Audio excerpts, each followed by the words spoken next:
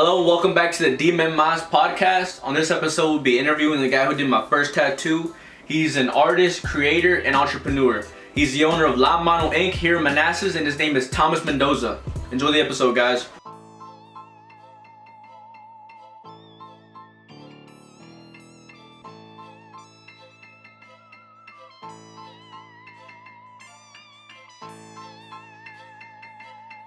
Retro.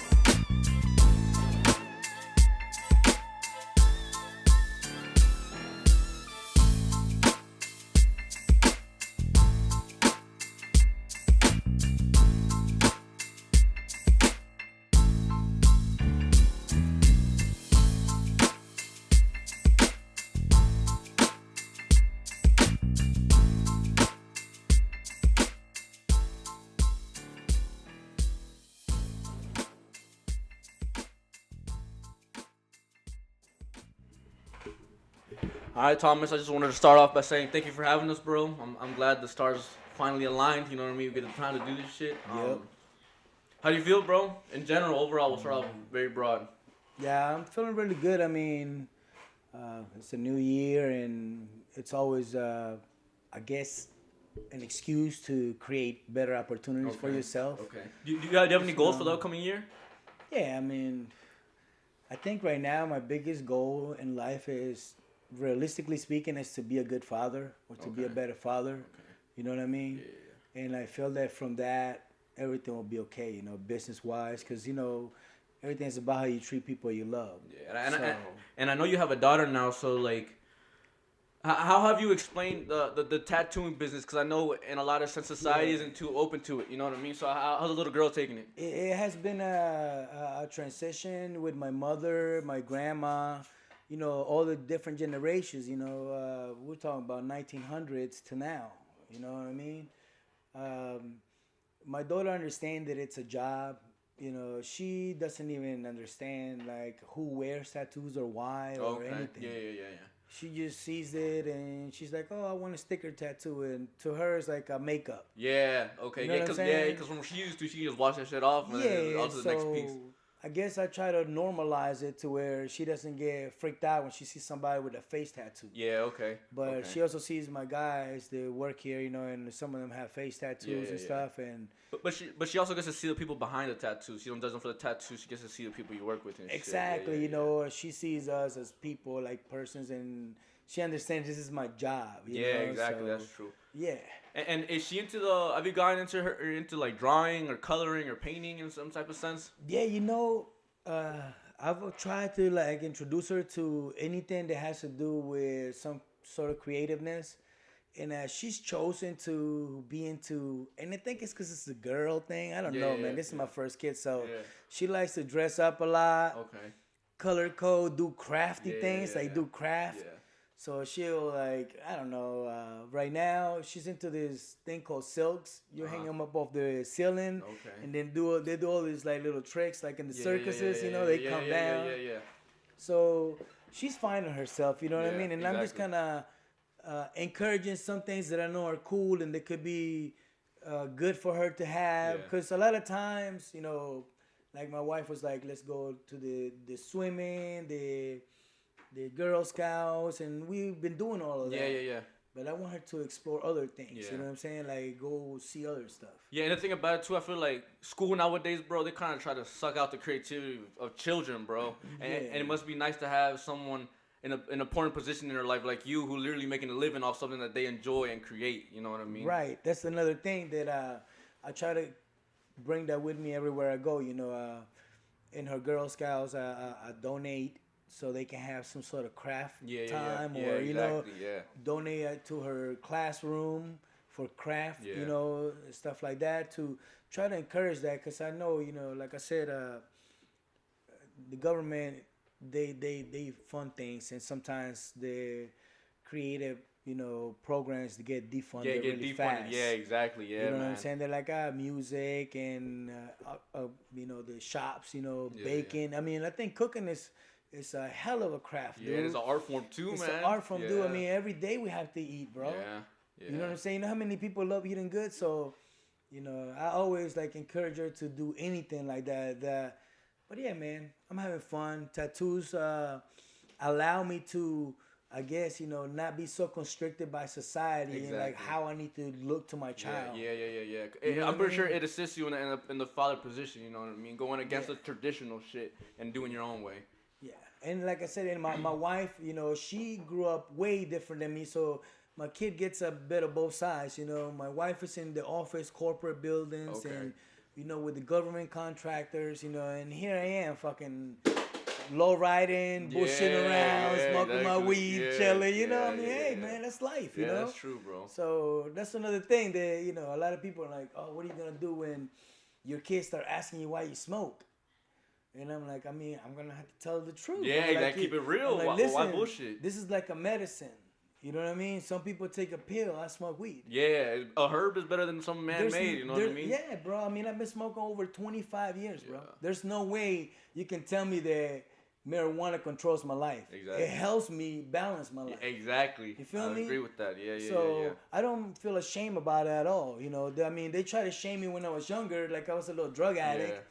But nobody knew what I was going through in my head, Exactly, yeah. It assists your mental health. It balances you out, man. It gives you a sense of peace, of calm. Well, and another thing, it was like, I remember, I'm going to tell you this, okay? Since we're talking about life, man. When I went back to El Salvador in 1995, okay? I already been here 3 years in the United States. Okay, since 1992. There was this new neighbor in this house in my neighborhood that there were a couple houses that always got rented out. But for the most part, everybody was the same family since I grew up from when I was born till now, probably. They have moved down. So anyway, this new kid on the block, he was like 18, I think, or 19. I'm like 16, right? And I just got back from the United States. My cousins don't smoke. My little brother don't smoke. Nobody smokes. Yeah. I'm like, yo, I need to fucking smoke weed. And they're like, yo, I think the neighbor smokes because he's always walking funny, right? It's that walk. It's that high walk. They call him Pinguino, right? Yeah. And he's like a straight up rocker, dude. He's like tight black jeans with the chain, with the Chuck Taylors, with the AC/DC and the big ass hair, right? He's just like walking to the store, smoking a cigarette and shit, Yeah. I pull up on him and I say, yo, can you help me find some weed? And he's like, who are you? I'm like, I'm your neighbor. I live in the corner and shit. Yeah. So he's like, I bet you get $20. I'm like, I gave him $20. He's like, meet me at the top of the hill.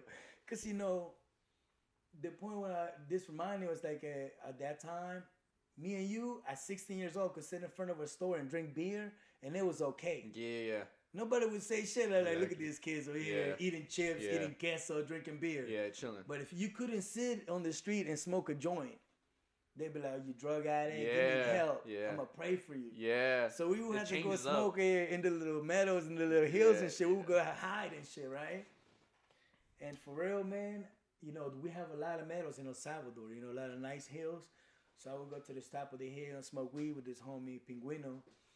And it just made the world a better place. I lived in a shitty place, bro. I mean, I'm talking about like if you go down this hill, there's like trash there. If you go down this hill, there's like the train tracks with all these like adobe houses. You know what I'm saying? Yeah. With it's nothing. Totally different. Yeah. It's not like you living in heaven. You know what I mean? Exactly. But the smoking weed kind of made me face reality. Exactly. This is your reality, bro. You gotta live. You gotta accept it. You gotta accept it. You know what I'm saying? Don't try to hide from it. So it always balanced me out to understand my position in life, where I was. Because sometimes people live in a different world, man, and they don't have to be high. They could just be sober, So. But that's the thing too. I feel like people like have struggle, or at least some people do. To like, you don't choose where you come from, but you choose where you end up. You know what I mean? So you can start off as struggle, bro. But look at you now. You got your own tattoo shop in fucking United States, Virginia. Who would have thought? You feel me? Bro, you made a great point. You know what I'm saying? Because the thing is, society crushes geniuses, bro. Society will fucking destroy kids, bro. Geniuses all over the world.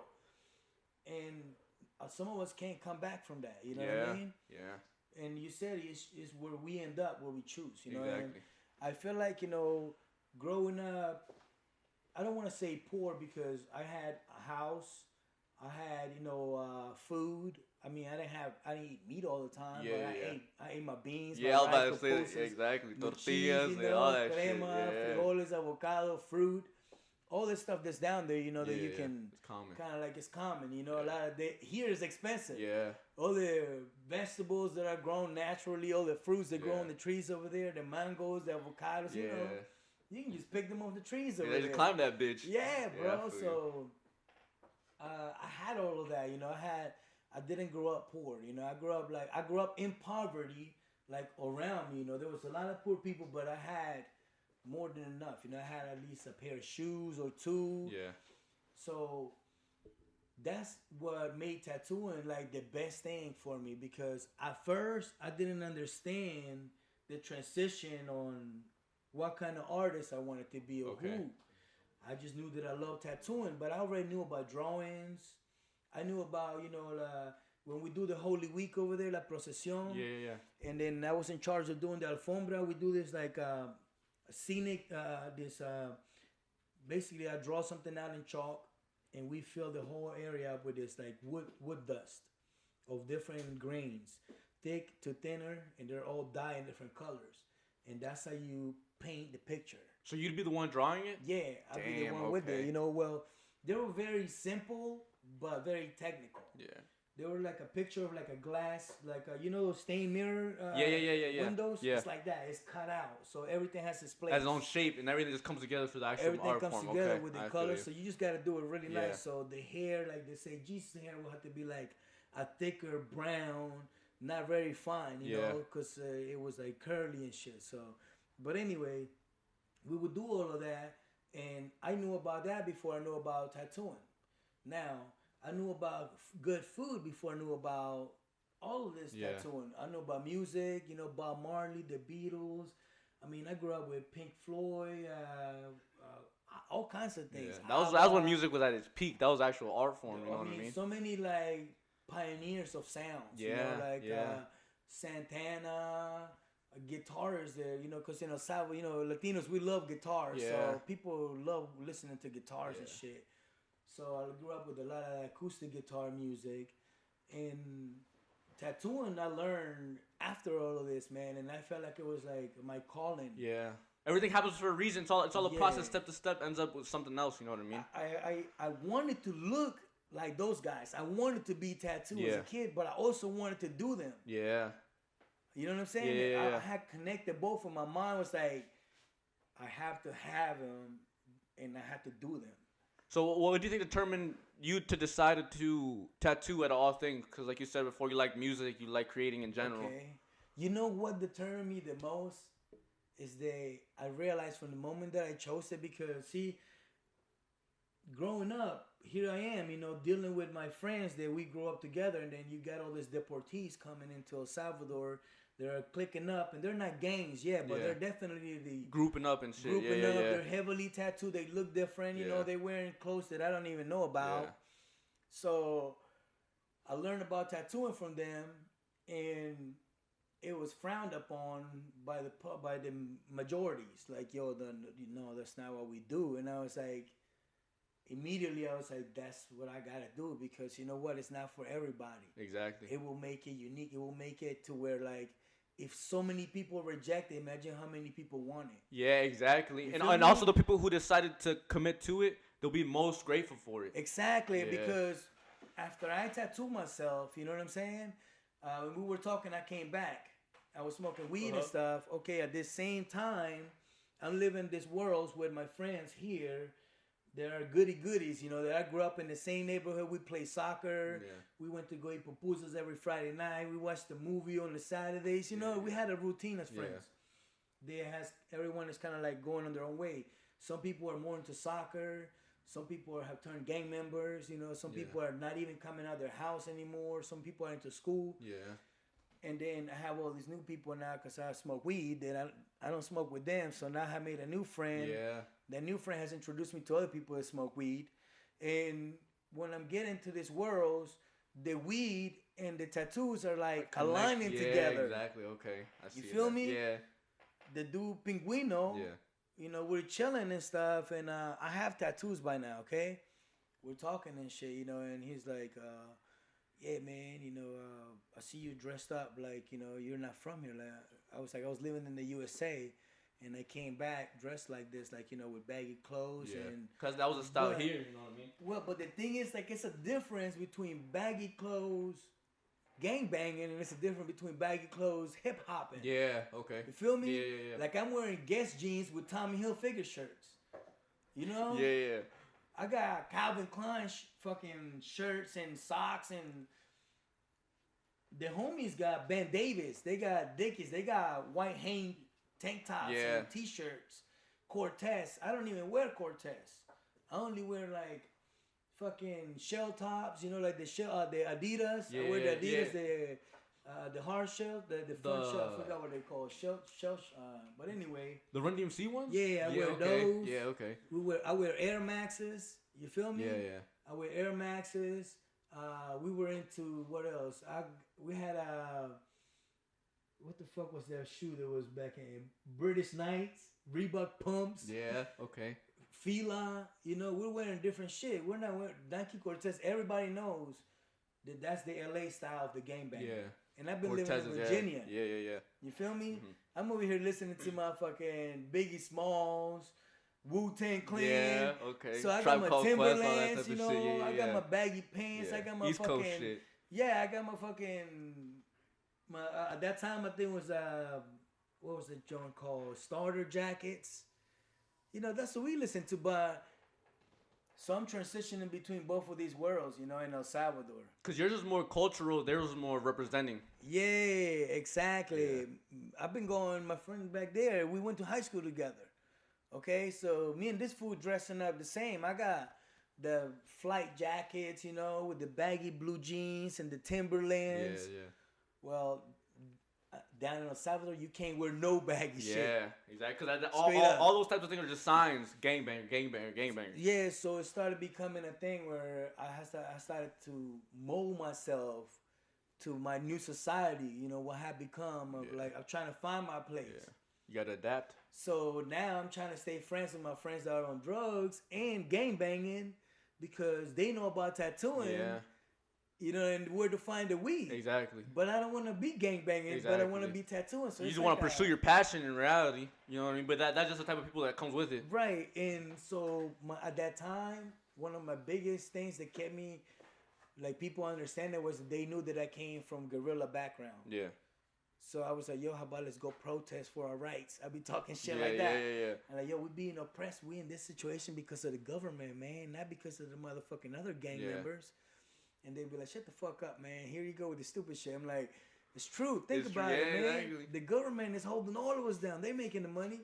So I always preach that shit. You know, I always preach that, you know, stand out for what you believe in. You'll be your own individual. And then, you know, in the game world, you can't be an individual. You got to be a follower. Yeah, exactly. You know, you got to you're representing a bigger picture. Yeah, you're representing you make up a group. Yeah.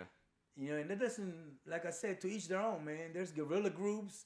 There's protesters groups, there's gang groups, there's mob groups, there's drug dealer groups, all kinds of groups. Yeah. Good groups, bad groups, you know what I'm saying? But at the end of the day, people group up, no matter when. No matter what, and I just wanted to be involved in the art. I just wanted tattooing, but it's like a dark path you got to take once you want something. It's a risk. You know, what they say, you know, the reward is greater than the end, the harder your path is. Yeah. So I chose to play this both sides, like to not be a gang member but hang out with gang members. You know what I mean?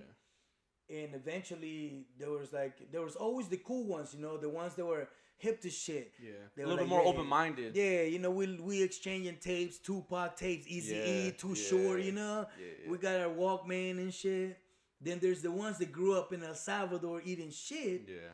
And they're mad. Yeah, exactly. They're mad. You feel me? Yeah, they ain't mad. with that shit. They're like, yo, if you ain't with the gang, then that means you don't fuck with us.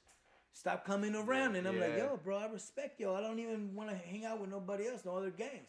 Y'all live here with me. You all see me since a kid. That's why I'm here. Yeah. And eventually, you know, like I said, you know, the path turned darker. The people that had let me in got killed. You know what I'm saying? And gang shit. So when I would show up to the fucking houses where they're hanging out, tattooing, doing drugs or whatever, now I don't really know anybody. They just know me by face. Yeah, exactly. So Your actual homies aren't even there no more. Yeah, exactly. So the ones that are left are the ones that are angry. I'm taking the risk now. So I'm like, you know what? Now it's either I have to either get jumped in, so they'll be like, okay, he's one of us now. Or like, fuck him. What is he doing still hanging around? Is he trying to report to somebody? You know, or because that's they're sus. Yeah, exactly. They're sus. They don't know you too well. You're suspect. You know what I'm saying? Because you ain't part of it. Yeah, you're outsider. So, bro, lucky I got, for real, I call this destiny. All right, I'm going through this. This is happening in days. I showed up, boom, homeboy's dead. Go back, next homeboy's dead. I'm sitting here like 2 days later. I've showed up to this house and it's awkward as shit. You know what I'm saying? I'm just doing what I can for this dude that's tattooing because I'm like his helper, right? Okay. And basically his fucking machine broke down. And he gave me a list to go get all this shit at the hardware store. And I mean, like, it was like, bro, it was like the gates open, bro. Like, I don't know, man. Like, you know, when they say, like, somebody touch you and, like, bestow something upon you, I realized it was the tattoo machine's parts. Yeah. And so he put it together in front of me. And, you know, I've always been very intuitive because I love putting shit together. Yeah, exactly. Puzzles, all that shit. So I just watched them. I watched them and, boom, I ran home, bro. Bro, it took him, like, maybe 45 minutes to an hour to put this machine together. It took me 5-6 hours, okay? Yeah. But I fucking had it at the end of the day. And when I finally got to tattoo myself, you know what I'm saying? And understand, like, how much this shit hurt, number one. Yeah. How much you need to know, you know, in order to do a good tattoo. Yeah. I mean, so much came into light. It was like, okay, this line right here that I just did looks like shit.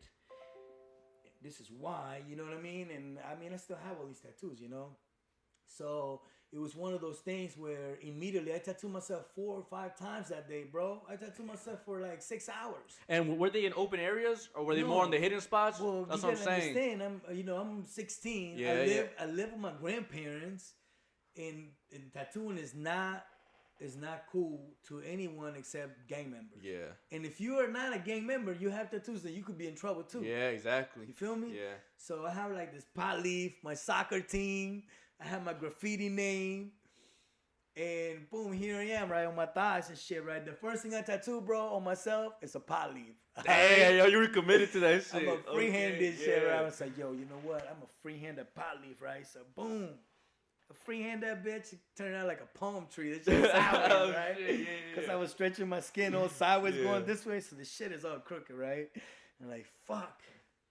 I was like, you know, I graffiti all the time, so I was gonna graffiti my tagger name, which is Stone, right? So I'm like, boom, Stone. And I'm like, all right, bet, that's not bad.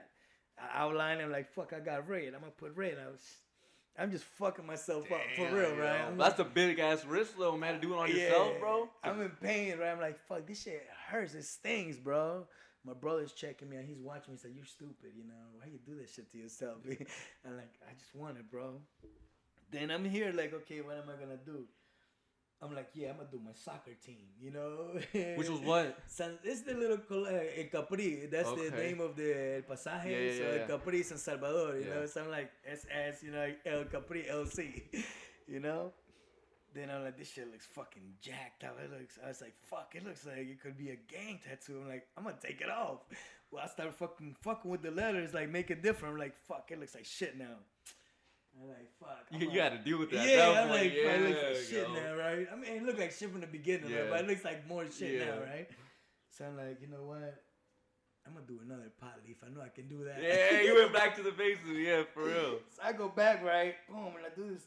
This one is like this big, bro. Yeah. This one is like this small, right? I'm like trying to do tiny lines. Yeah. I'm like, this shit looks stupid. This shit looks like a pine tree. I'm like, fuck, man, I done fuck myself up. I'm like, you know what? I'm going to put weed on top. Just write it out. Yes, no, label it. Label it. Oh, shit. I'm going to write out weed so everybody knows what it is. Everyone knows what the fuck it is. So I put weed, right? You didn't like, draw it out with marker beforehand? Nah, I just freehanded everything. I just freehanded everything, you know what I'm saying? I mean, I've been drawing for years. Yeah, that's what I'm saying. Yeah, exactly my point. Exactly my point. You've been drawing. I'm gonna fucking just freehand the shit that I know. Yeah. Pot leaves, words, letters, you know. So I'm sitting here looking all stupid with this shit, and I'm like, damn, man, I just fucking did all this shit to myself. I'm like, I don't like this one, so I'm gonna cover it. So you tried your first cover up, dude, solo. The same day, hey, bro. yeah. I put this big ass. There used to be this clothing company called Bad Boy, and it had like a smiley face, but it was a grinning smiley face, a mean one. Yeah. So I try to freehand that bitch, big old circle, black it out. Try to put the shit looks crooked, right? And I'm like, fuck. Now it just says weed at the bottom. I mean, yeah, right here. So I put this tribal thing. I just started drawing lines that look like all crooked, like, you know. I got the idea from Polynesian tribal from looking at the surfers and shit, right? I remember you telling me about that. I seen they had all those lines, so I was like, fuck it, I'm gonna do that shit. So I fucked it up. I'm like, fuck, man, this shit hurts. You know what I'm saying? So here I am. It's like 6 a.m. This is all through the whole midnight to now. I've been doing this shit, you know, in my room. I get up, you know, I'm like fucking in pain. I mean, my shit is sore, you know, like, sore, of course. So I wash up. I put the little Vaseline, you know, because that's what they used back then. You put a little Vaseline, and I bag all my shit up, right? I had made like 10 needles, 10 tubes, because everything there I had seen before I've been collecting the information. And I went out to this market, you know, El Mercado. They got the borrachitos there, you know, the winos just fucking chilling. Just chilling, waiting to bring the canastas down for the ladies, you know what I'm saying? With all the fruits and vegetables and shit, right? So I go up to like this little homie that I know, right? He's like one of the OGs there. And I'm like, yo, man, let me buy you a bottle of liquor and I'll give you a tattoo. And he's like, what? I said, because, you know, these guys drink pharmacy liquor, alcohol, bro. Okay. They drink rubbing alcohol, bro. They don't even drink it. They don't hang out at the cantina. They hang out at the pharmacy. Damn. That's different, bro. It's different, bro. But that's the thing that a lot of people don't want to do now, man. Is that, like, that's the, for example, of people back then used to give out tapes. People out there used to try to market themselves, you know what I mean? And that's your way of saying, yo, you didn't say, you literally said, I'll buy you a bottle and I'll let me tattoo you. You know what I mean? The mentality is different because the thing is, you have something you feel is valuable and you want people to know, but you know, you can't just be like charging nobody for shit you don't know, or you can't just be like, you should get one from me. No, you gotta encourage people. You gotta find the angle. Yeah, exactly. Because they're helping you out long term wise. Bro, you know what I mean? Listen, I mean, I knew that I couldn't get none of my legit friends to get a tattoo from me. Yeah. So I was like, where can I go that nobody gives a fuck? And the gang members are not gonna fuck with me. Yeah. So the drunks were like, yeah, man. He was like, you'll buy me a bottle of liquor. I was like, yeah, I'll buy you a bottle of liquor of Petrov vodka. Yeah. He's like, can I bring my friend too? I was like, can I give him my tattoo? Yeah, exactly. Like, yeah. Smart man shit. So look, right, here we are at the Mercado, you know, we're going through, because, you know, I mean, we know over there is poverty for real. Right? So we walking through the fucking, the train tracks and las cabañas, what it's called las cabañas, you know, where they got the little adobe houses and shit. Boom, so I buy a bag of weed and stuff, and we go to my homeboy Aaron's house. That's his name, okay? Aaron lives in a nice neighborhood. Okay. He has his parents. His parents are educated, professionals. Aaron is a rebel, you know what I'm saying? He just don't give a fuck, so... But he's like a heavy metal rebel, you know? He's like old black, emo the fuck out, and he's big as shit. He's like 6'1". For a fucking Salvadorian, bro, that's big. Yeah, exactly. Look at me. So look at you, bro. Really fucks with him, bro. Like, nobody really fucks with him. He's big like that. So I woke up to his house because, you know, we fuck with each other as kids. And I know he's always home, you know, playing his guitar. Like, blah, blah, blah, blah, blah. Yeah, going on that deep shit. Yeah, he's always going all out of his guitar and shit, right? I knock on the door. He comes out. He's like, hey, what's up? I'm like, hey, bro, I need a big favor. He said, what's up? I was like, look, I got this bag of weed. You can have it, but I need to tattoo this guy's in your living room. He's like, hell yeah, man, let's do it. He's always down for shit, you know? Yeah. So boom, I bring the drunks, like literally whiners from the streets. I mean, as soon as they walk in the house, you can smell the liquor, bro. Yeah. Like you can tell they're having showered. It's in the breath. Yeah, it's in them at that point. It's in them. So I'm like, fuck, man. You know, I got the door open over there, you know, and shit. Like they let the air come in. Ain't no AC over there. None of that shit, exactly, you know? I tattooed this dude. I tattooed his name and his girlfriend's name on his back. And then I did a cross on the other door on his shoulder. Okay, boom. That shit took me like 5 hours, right? You know what I mean? They finished the bottle, they chill, they smoke weed with my homeboy, we smoke weed, we ate, you know, pupusas and shit. Y'all were comfy, yeah. I've always had that mentality, bro. That's why my studio is set up like that, because I understood it was like a journey. Like, it was like something that was giving people, it was not just anything, you know? It's the experience as well, man. Yeah, and I respected it. Like, from the day I met tattooing, I was like, yo, man, I gotta respect this shit. You know what I'm saying? This shit ain't like just, I can't whore it out. Yeah, exactly. You really really put effort into it. Yeah, exactly. Especially because you're using a body as a portrait. Yeah, you know what bro. I mean? That's no joke. So my boy Aaron saw the motherfucking tattoo that I did on this drunks. You know, he was like, "Damn, bro, that's not bad. I mean, it looks like a cross." Yeah. It's a T. Yeah. He's like, you know what? Do a fucking pentagram on me. And as you know, the pentagram is the devil sign, like the goat. Oh yeah. It's like a star. It's upside down. No, it's just a little star upside down, right? He's like, do a fucking pentagram on me, and I say, that's the devil sign, bro. You know, I'm Catholic like a motherfucker. Yeah, exactly. Okay. I'm like, girl, I don't know if I can do it. He's like, man, just do that shit, man. So I did a little pentagram on him right here on his chest. You know, like he was just into heavy metal. Yeah, exactly. The devil and shit. You know. Yeah. So boom, here we are, same day. You know, fucking, it's over a period of 6 months. I have tattooed a few drunks, a couple of people I know. Nothing crazy, you know what I'm saying? Because it really takes a lot to create the needles, to make I had to spend money. I had to buy guitar strings. Yeah. I had to buy big pins. Because, bro, you had to take, the big pins, the ballpoints. Yeah. You had to heat it to where you push the little ball out. So that's where your needle is gonna go through. Yeah. So it doesn't go everywhere. Yeah. So it holds. It keeps it in place. Yeah. It keeps it in place. Okay. So I have to buy the pens. I have to clear out all the ink inside the pen, bro. Like literally till it's white. You gotta blow it out. Yeah. So because that's where the needle goes through, and that's what holds the ink inside. So it's a whole engineering type shit. Yeah, you know? Exactly. It takes a lot of time. It's more than just tattooing. I'm trying to perfect the shit. You know, like create a good machine. Because at first I had a machine where you had to plug it in. Then my homeboy told me how to make a machine, like just where like the car motor, you could get the battery thing where you put the batteries for the remote control car and tape it to the motor. And it just, boom, you got the batteries right there. Mm-hmm.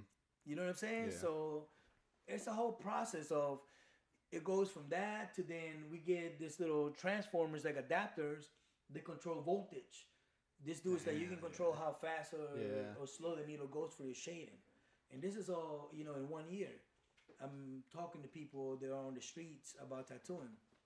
Well, all that shit happened, and basically, go ahead. And those two drunks and your friend were the first 3 official clients, I guess, that you had? Yeah, they were my brother was my first victim when I was 11 years old. When you were 11? I tattooed myself the first time with the poking needle. Yeah, and you were 11 whenever you tattooed yourself? I was 11. Okay. And I tattooed my little brother. He was 9, almost 10. So he's my first official client, right? Like, that I tattooed somebody else. But, with the real tattoo machine, the drunks, and my homeboy Aaron. See, and even in that, bro, you gave them liquor. Yeah. And even just to use the other man, you gave him weed. So from the jump, your first 3 clients, basically, it wasn't no game, just experience. You know what I mean? That's what a lot of people don't really try to understand because it's a process, bro. And at that time, I didn't realize it, but I was investing in myself. Yeah, exactly. You feel me? Because investing in yourself isn't always materialistic. It's also inner. You know what I mean? Exactly. So it became that journey, And fast forward to now, me coming back to the United States because in reality, just the gangs got really bad over there, and I couldn't keep playing they're like, I'm not a gang member, but I'm cool. The middleman, because you get labeled too, man, of who you hanging out with and all that type of shit. Plus, they got really heavy into like crack cocaine and drugs, and they just lost their mind. That's when that shit started spiking up around that time. They lost their mind. They were no longer compassionate or empathetic to anything. They were getting absorbed by the drugs. Like, give me money, anything you have, I'm taking your shit. That's fiend shit. Yeah, I came back to the United States. Boom, got locked up. Ended up doing 9 years in prison, I mean, we can talk about that too. I don't care. You tell me, bro. I mean, I went to prison, malicious wounding. Okay. What happened is I came back a little angry, and I got into this habit of like targeting drug dealers. I wanted to. They were easy money. They're not gonna call the cops. And because they can, and they have money because they start selling and shit. I mean, you show a drug dealer money, and they're gonna fucking show you their stash. Yeah, exactly. 100%. You bring a stack of stack, somebody's gonna show you some drugs. Yeah. You know what I'm saying? Yeah. So it was like an easy way into the streets and money. Yeah. You know what I mean? Which landed me in prison because somebody broke into my homeboy's house where we had all this like jewelry, stolen goods. Yeah. And we had dogs. We had like high-end breed red nose puppies, pit bulls. Okay. They stole the puppies too, right? Damn. So I got mad as shit about that. Long story short, a month later, I found the guy. I shot him. He didn't die. He snitched on me. Yeah. Went to prison over that. I pled guilty. Ended up doing 9 years. That I was sentenced to 23. Were you tattooing in prison, bro? Yeah, bro. Tattooing in prison was... What happened was I didn't understand how it worked, how to make the ink, how to make anything. That's basically going back to step one in a sense, going back to your origins, doing from the basics and figuring out what the fuck you can get to start tattooing. You can't get shit in there. Yeah, exactly. So I just started kind of like throwing drawings out. A lot of drawings, cars. I started doing like Valentine's card, happy birthday. Okay, and then the other prisoners would be sending it out. Mother's Day, well, I would go out and sell them. Oh shit. Okay, and then what happened was this: somebody would come up to me and be like, "Hey, yo, bro. So listen, I know you know how to draw, but I don't know how to draw, but I know how to tattoo. Can you do this drawing for me? I'll pay you." And I'd be like, "Oh shit, you tattoo?" I'm like, "I like tattoos." You know what I'm saying?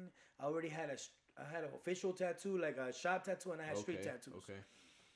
And I had a jailhouse tattoos too. I had gotten tattooed in the jail. Yeah. Because before going to prison committedly, I went to jail a couple of times before that. Okay. Yeah. So I told the homeboy, I said, "How about you give me a tattoo and I'll do the drawings for you?" And he's like, "Bad. I don't gotta pay you." Yeah. It's like, "Nah, just give me a tattoo." Boom, boom. I show up. Here's homeboy with the tattoo machine all done up. He from the get-go. This is the things that I talk about being blessed in the right places. Okay, this whole time I could have got sick. I could have got hepatitis. Yeah. From tattooing on the streets, tattooing people. I'm using gloves already because the homies that were locked up in prison in LA that told me about tattooing, they're already protecting themselves. Yeah. They already know about hepatitis. Exactly. You know what I'm saying? This is 1990 and people are like, "Yo, hepatitis, you can get sick." I seen people get sick from tattoos. Don't tattoo like this. You know what I'm saying? Yeah. So that was a knowledge that stuck with me. So here I go in prison. This guy calls me in to do the tattoo, and he's like, "Look, this is a brand new needle. This is a brand new tube. This ink bottle, I will pour it. I've never used it on nobody." He's telling me all these things, you know. And you're in prison, you don't want to trust nobody. But he's already tattooed a lot of people in the block where we at. And you know, everybody's like, "Nah, he's legit. He used to tattoo in the streets. You know, it's this little country boy. He used to tattoo in the streets, you know." So boom, I get to know him. I see the whole setup. Well, he's tattooing me. Yeah. You know, it's a big ass tattoo. As a matter of fact, look, it goes from here to Mendoza. It's all this right here. Oh shit! Okay, that's when you got when you were locked up. I was locked up. This is one of my first official in prison. Okay, I got my whole last name right here, and then look, we didn't finish it. It was all lined out, and then he shaded it, and then you see how this one is just black here. Yeah. And this one's just black here? Because that shit hurt a lot. I was like, don't black them all out. Exactly, yeah. Okay, so somebody else did the shading, right? So I spent some time with him, so I'm asking him, "Yo, man, that's a cool-ass machine." People, when they know you're natural, you're not like trying to con nobody. I was like, "Yeah, you know, I've been trying to," I would tell him, I was like, "Yeah, I try to tattoo in the streets and stuff," and I would show him my tattoos, and he's like, "Oh, shit, that's not bad for your first tattoo, you know, and blah, blah, blah." So he would just gave up the information. He's like, "Buy your Walkman. Get this Walkman. Boom, the motor in it. Get this pen. Go to the chaplain's office. Make an appointment. Steal some motherfucking guitar strings. They're in there. Yeah. And you're golden." I was like, "Bet." Literally, that's what happened. Damn. I fucking went in there. I learned that shit. And then this kid from Texas that was with me, because there was not many Latinos. Gary, what's his name? Sonier is his last name. He had a French name, but he was from Texas. You know, his military kid. Okay. You know what I'm saying? Yeah. Yeah, but his family was French, and so he's like, "Yeah, I know how to make tattoo ink." He already had a lot of tattoos. I was like, "Damn, man, you have a lot of tattoos." He's like, "Yeah, we're all 19, bro. 20. You know what I'm saying? Young kids. Yeah, we're young as fuck, bro. I mean, I'm already a year and a half in prison. I'm 20 years old. You know, boom." He's like, I'll show you how to make the ink if you fucking tattoo me. I was like, bet. Is he the same guy that the other man would get his ink from? Nah. Oh, okay. This is all people not talking to each other. Yeah, That's another exactly. thing you gotta understand. In prison, ain't nobody gonna come over here and talk to you like that. Exactly. Yeah. People group up. Like you, I was about to say it. Like you said earlier, even Yeah. that's a whole other society too in prison. Exactly. So it reflects and as well. it becomes gangs or racial. Yeah. But I've always played neutral, bro. I've always tried to be friends with everyone. I've never seen like a person for their color only. Exactly. Yeah. You feel me? Yeah. I've always been friends with anyone. You know what I'm saying? I don't care where you're from. Unless you're a piece of shit, then I'm not gonna be your friend. Well, your character is what we gotta judge. Yeah. Cause see, people think they only shitty people go to prison. Anybody can go to prison, bro. You go to prison. I mean, I'm not a bad kid. I'm not abusing my parents or my family or putting them through shit. I'm just out there. I go home and I'm a nice kid. I clean my room. I clean my house. Yeah. You know what I'm saying? I'm respectful to my mother. You know what I mean? I fucking wash my dish after I eat. Yeah. But as soon as I touch the streets, man, I got my gun all day. I'm just waiting for a motherfucking mark. Yeah. You know what I'm saying? Exactly. So it's like I will balance that shit out. But that's real shit too, you know what I mean? If you really speak to OGs and shit, they're always respectful to the elders and shit like that. But what's in the streets is a different story. Yeah, I would never go home and bring that shit home. Exactly. People didn't even know where I lived. Yeah. You know, so here I am in prison, you know, boom, tattooing this kid, you know, he shows me how to do the motherfucking ink from the grease. And you burn it, you know, put it in this box, you pick up the soot, the smoke, and you mix it, boom, you got ink, right? Because, you know, ink is carbon, it's smoke, it's ashes. And was that better quality than what the other fool had? Yeah, hell yeah, that shit was fucking black. It was like black, the ink, right? So, boom, I tattooed this kid, bro, and I mean, I feel like in my whole career, like that was my first good tattoo that I ever did. Yeah. You know what I'm saying? Yeah. On somebody that just... He was like, do this little heart with my one girl's name on across it. And I just did it, and it was really nice. And I was like, fuck, that made me feel good. It made me forget I was in prison, bro. Yeah. Exactly. It gave me a purpose. Yeah, exactly. Because, like that's kind of like what weed does in a sense, too. It makes you forget in a sense. And also, I feel like the art form reflects the same way. So, that kept me sane, for real. You know what I'm saying? The thing is that you can give me a pen and paper and leave me in a room by myself with nothing. Yeah. And now find my way to keep my sanity. Yeah, exactly. You know what I'm saying? And it's time consuming too. And in prison, I'm assuming that's all you got. It's time. Well, you know, the journey was long, so I went through a lot of shit in there, bro. But you know, not to get into a whole bunch of details, you know, and take up the time. But tattoo wise, what happened is I kept the tattooing going. Okay, I moved up in security levels, but I always kept the tattooing going. Yeah. So it got to a point where the last 4.5 years of my prison sentence, I spent in one prison.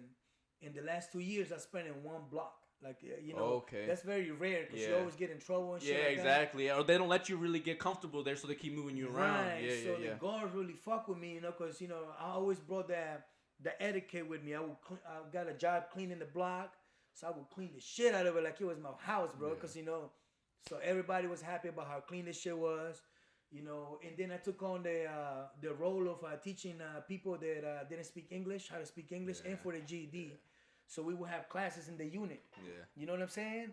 So I would do that because I wanted all my people to like learn some English to have some education. You've always been like that, Tom. You've always been like that, bro. Man, that shit was like monumental. Yeah. Okay. So motherfucking the guards fuck with me. They're like, this dude's solid. Plus, I got into a fight in there. And I beat this dude's ass really bad, right? I mean, he stabbed me and shit on my shoulders, but didn't get me bad. But I beat his ass, right? So that solidified me. Yeah. The guards were like, yo, we want this motherfucker back in here. So they sent me to the hole for like, I think like 5 days under investigation. Brought me back to the same cell block. Because in the cell where I was in there with this dude named Tyrone, okay? Tyrone is 6'3", bro. Damn, black as shit. Yeah. And he's a priest, bro. Shit. Tyrone is in prison for killing 2 crackheads with his bare hands. Damn. That's my cell partner, bro. But he's all about God. Yeah. He loves me. He's worried about me. He prays for me. Yeah. I got pictures of all this shit, bro. Tyrone is in there, my pictures, bro. I'll take a picture of it, bro. Put it on the actual video. Bro, I'm telling you, bro. I got pictures of all this shit when I was there. So here's Ty, worried about me. I come back. He's like, I come in, he's like, man, I can't believe you put them hands on that dude. Because he was also the barber. So when this happened at 6:30 in the morning when they opened the doors after they counted us.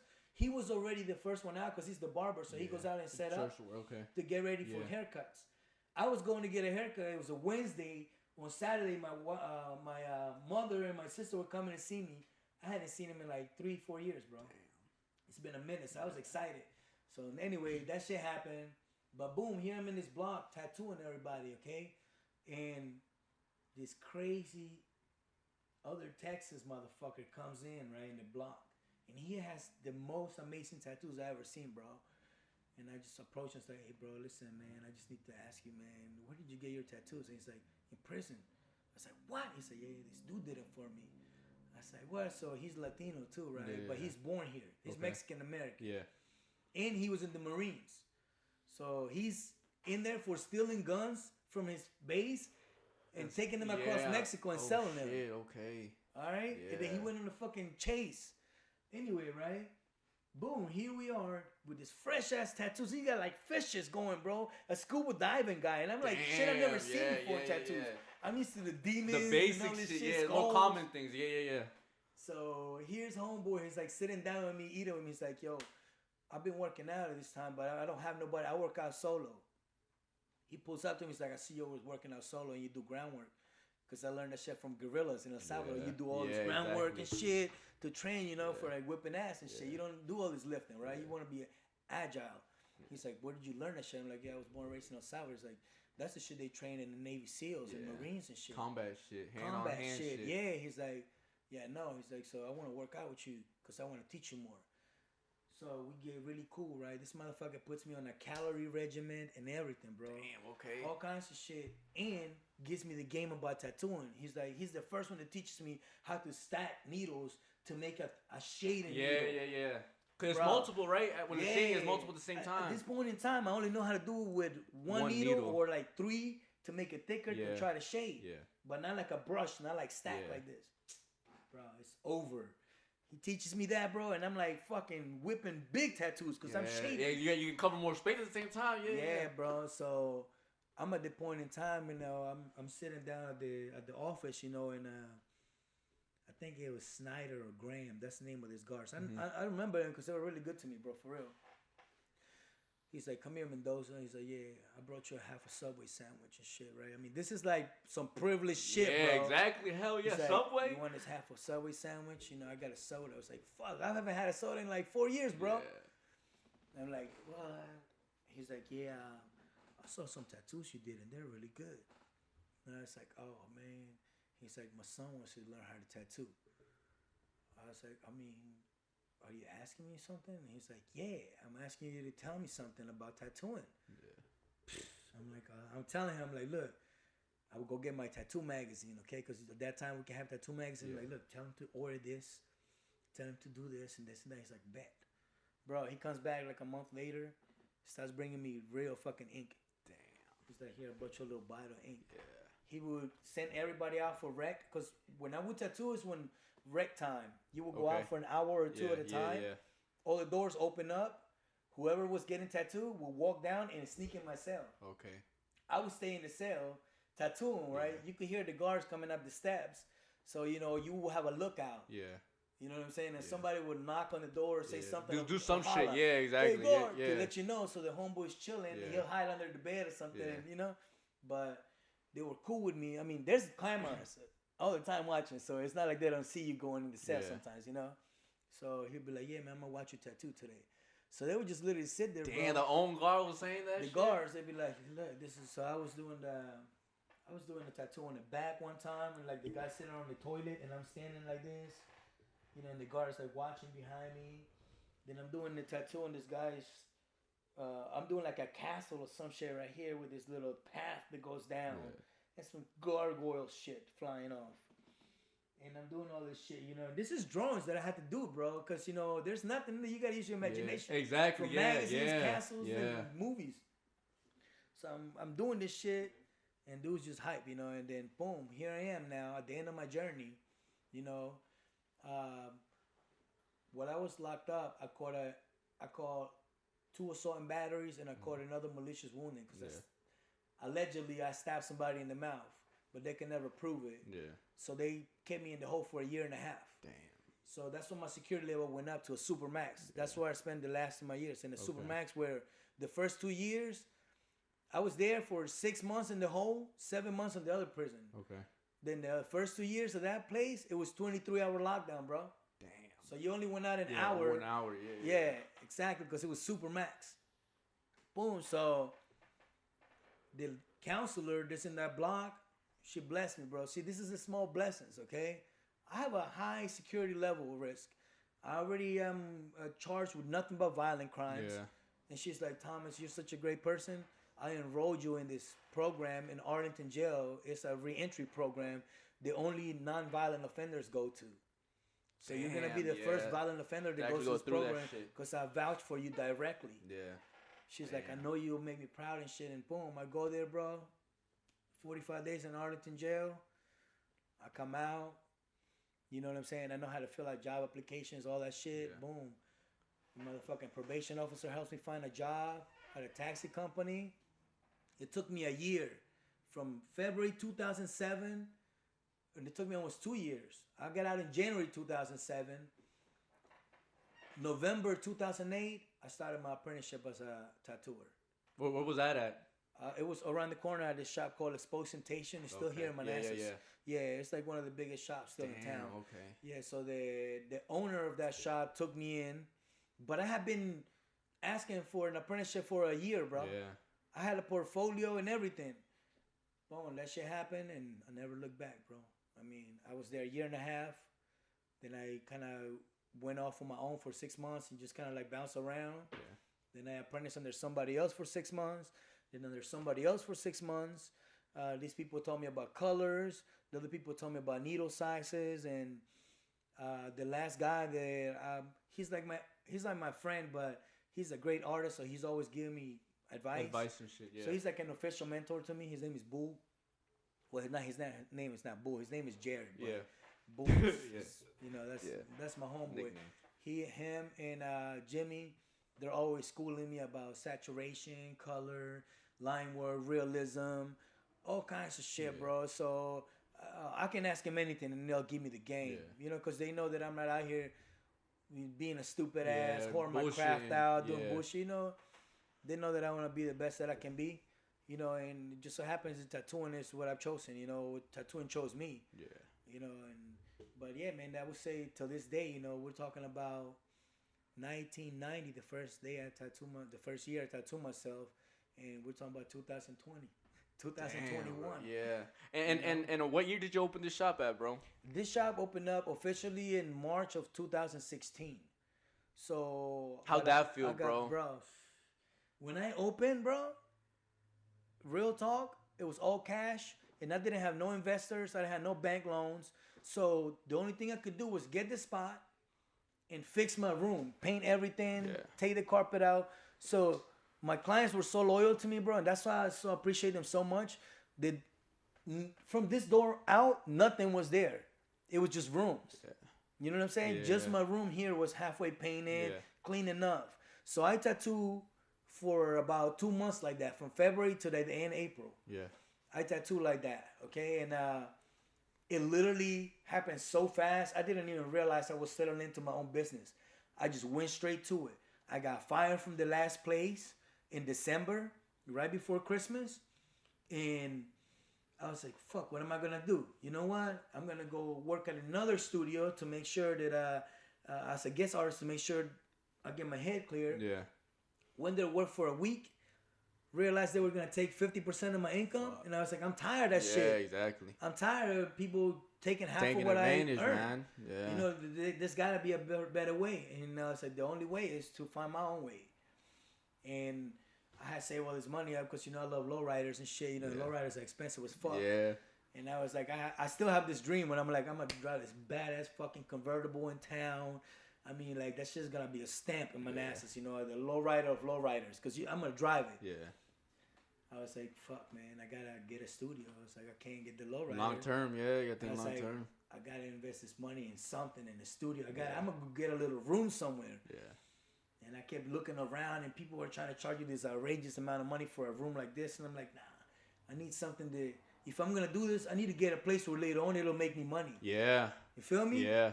Because I can't just be stuck here paying this rent all the fucking time. Exactly. Something's got a revenue. Yeah. You know, it's equity, whatever you call it. You know what I'm saying? I have property now. I have real estate. Yeah. I can make money off of it. And boom, that's what happened. I was like, I found this place. It had 5 rooms, bro. I only needed 1. Yeah. For the price too. And then what happened is, I came here and they were like, we're gonna give you this for this price. And I wrote a motherfucking letter of, I forget what it's called, okay? But I was like, I promise to upgrade all this shit if you bring the rent down to this. Yeah. And they were like, okay, do it, and we'll do it.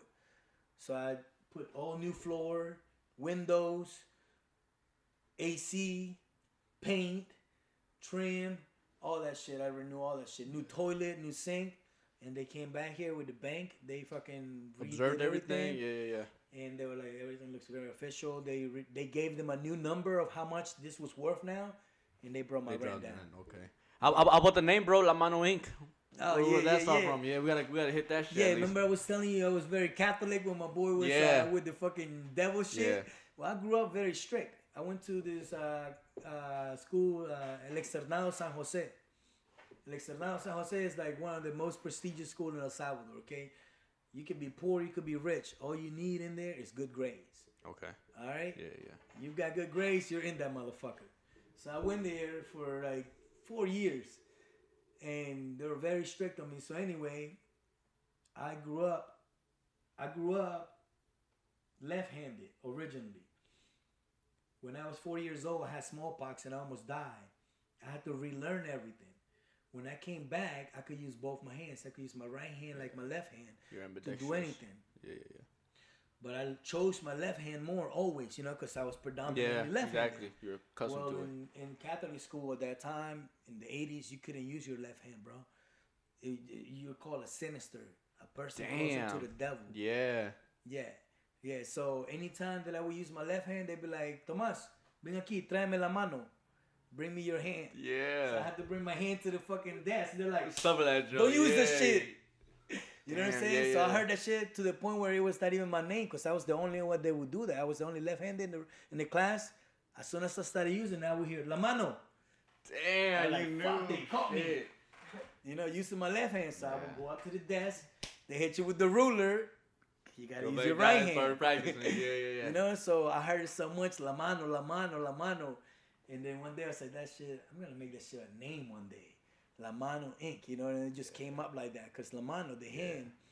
And like I said, I've always, it became my name in school, Catholic school. La Mano. Because, you know, I would use my left hand so much, they couldn't stop me. Yeah. And I was like, man, that shit was like my name. So I just kept it. Damn, That's where that bro. came I would have from. never thought, no bullshit, but that's a dope-ass name. That's a dope-ass story, That's where that shit came from, La Mano Inc. Because, you know, when I was in Catholic school, they were always like telling me not to use my left hand. Yeah. But I tattoo with my left hand, you know. I don't tattoo with my right hand, so that's why I kept that shit. Well, bro, man, like I said, man, before we end this shit, 'cause I know you got clients soon and all that, Yeah, but I just want to at least say, bro, that from what you've said so far, man, you've gained a lot of positivity, and a lot of it has returned to you, man. You are a man of good quality, good character, bro. You, man. And I appreciate you too, man. I appreciate you for giving me Hell my yeah, first bro. tat. You know what I mean? That should be in the Hell intro, yeah. and I We knew rock from the that shit beginning, out. bro. I knew from the beginning if I'm gonna go to someone, it gotta be Thomas. You know what I mean? I got you, bro. And like I said, you know, and the thing is that tattooing has become such a mainstream thing now. Yeah. That, I mean, there's people out there tattooing that don't even have tattoos, bro. Yeah. Things I can't comprehend. You know what I'm saying? Because I love the craft so much. Yeah. It just baffles me. You know what I'm saying? Or there's people that only tattoo for money. You know what I'm saying? And I get it, okay? You know, you can make a great living out of this. I could make way more money than I make off tattooing, but there's more problems with that too. Exactly, you feel me? Yeah. And I'm comfortable right now.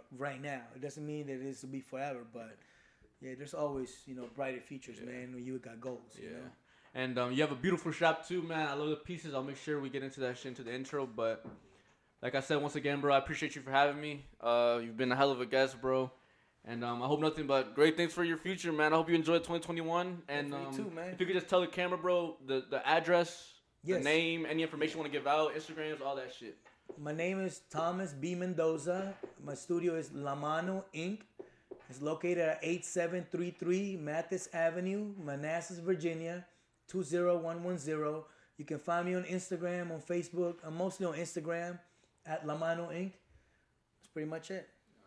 Well, thank you guys. I hope you guys enjoy the episode. And once again, thank you, Thomas, for the first tat and being a special guest. First guest of 2021. You know what I mean? I'm glad I started that way, brother. Hell yeah. All right, be safe, y'all. Peace.